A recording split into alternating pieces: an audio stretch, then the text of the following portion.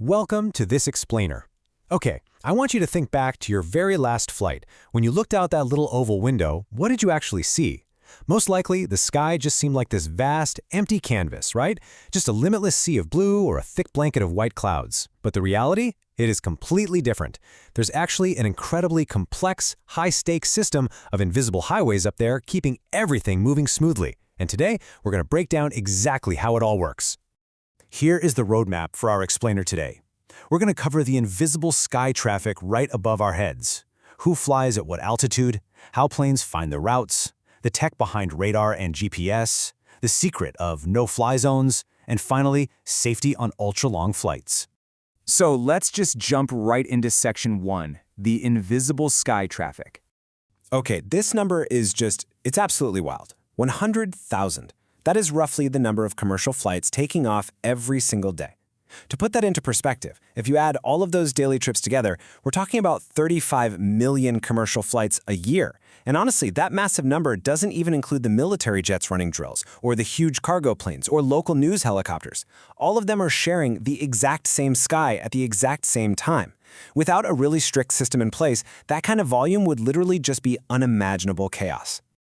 You know, from the ground, looking up at a single passing cloud, the sky looks like total, boundless freedom. But behind that illusion of peaceful emptiness is a reality of incredibly dense, interwoven traffic. In fact, for a lot of countries, the airspace actually handles way heavier and more complex traffic than their road or train networks down below. Think about it. On a normal highway, if you make a mistake, you can just pull over to the shoulder.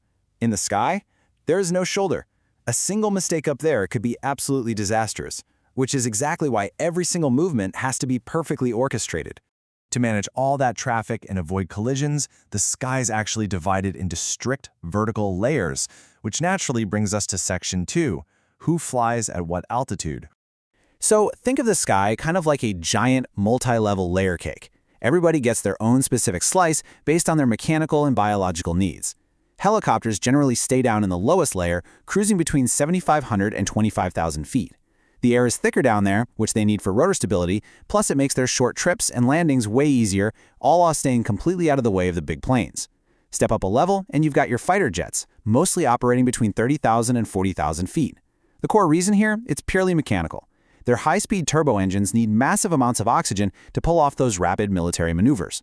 And finally, you have the commercial passenger planes taking the highest lanes, cruising comfortably up to 45,000 feet.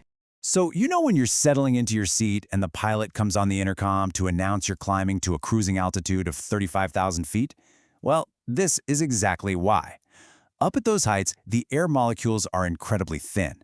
And because the air is so thin, the plane doesn't have to push as hard against atmospheric drag. That translates to absolute massive fuel savings for the airline. Plus, for us sitting in the cabin, thinner air means much less vibration and far fewer bumps.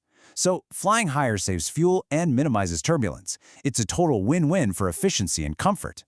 But how do they actually know where they're going up in that thin air? Let's take a quick step back in time in Section 3. How do they find routes? This timeline of navigation is honestly mind-blowing to me. Just 120 years ago, navigation was 100% visual. Pilots would literally look out the open window to spot a mountain, a large building, or they just follow physical railway lines on the ground to get from city to city. Can you imagine doing that in a rainstorm? To fix that, by the mid-1900s, America did something totally wild. They actually painted massive concrete arrows right onto the ground across the entire country. They hooked these giant arrows up to bright lights so pilots could spot them from 20,000 feet up in the dead of night. It was literally a glowing physical map across the continent. Today, though, we thankfully rely on a super sophisticated web of radio, radar, and GPS. But here's the catch with those ground arrows. They worked brilliantly, right up until planes evolved.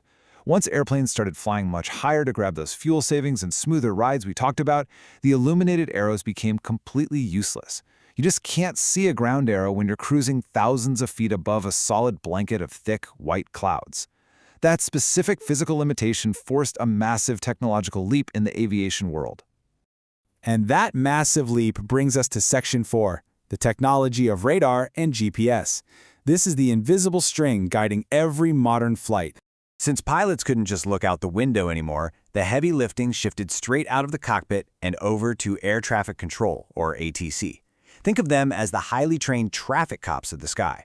They work in these huge, dark control rooms filled with glowing screens, essentially acting as the omniscient eyes and ears for the pilots. They're the true puppet masters of this unseen highway, feeding pilots real-time information on exactly what altitude to hold and what invisible path to take so they never cross paths with another plane. I actually love how brilliantly simple this process is when you boil it down to its core.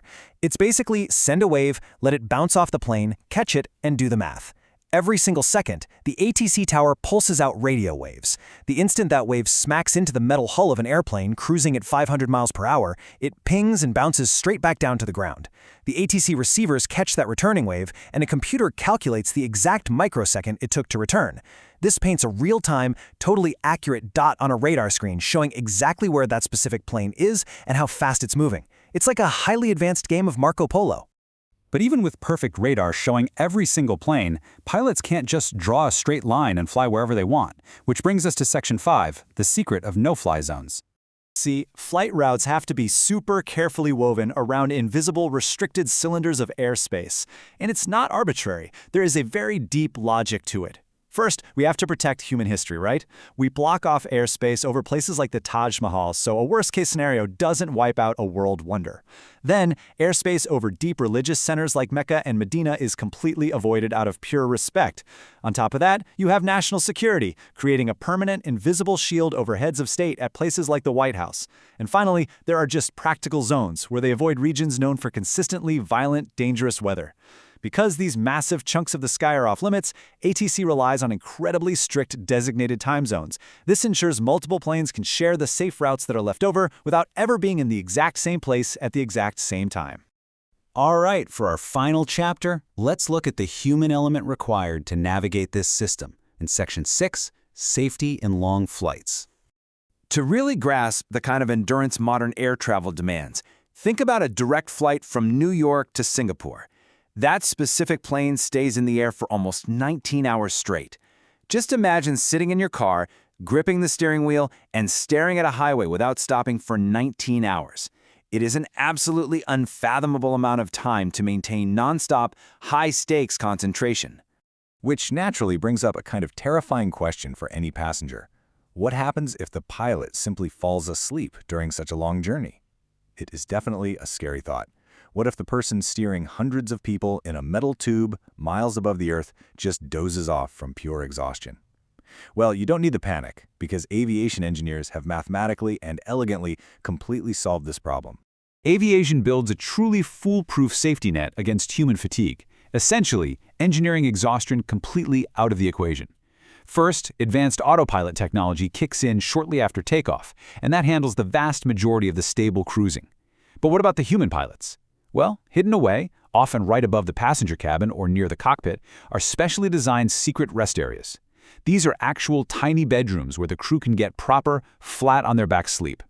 An 18-hour flight will literally have 4 pilots on board, and they split the journey into perfectly manageable 9-hour shifts. So while 2 fly, the other 2 sleep. It's a perfect rotation. And all of this, the altitude rules, the radar, the pilot shifts, it all adds up to one incredible fact. You are far, far safer in the sky than you are driving down your own street. Every single detail of this unseen highway is mathematically managed. The risk of human error is practically squashed by overlapping redundancies, ultra-strict protocols, and radar technology that is literally monitoring every single second a plane is in the air. So, knowing all of this, knowing about the incredible invisible systems keeping the skies perfectly orchestrated above us, do you prefer traveling by road, train, or airplane? I really hope this explainer totally changed how you view the sky. Are you comforted by the mathematical perfection of air travel, or does part of you still prefer the tangible pavement of a good old-fashioned road trip? Just let that sink in the next time you look up, see a tiny white streak against the blue, and realize you are witnessing a true masterclass in modern engineering. Thanks for joining me on this explainer. I'll catch you next time.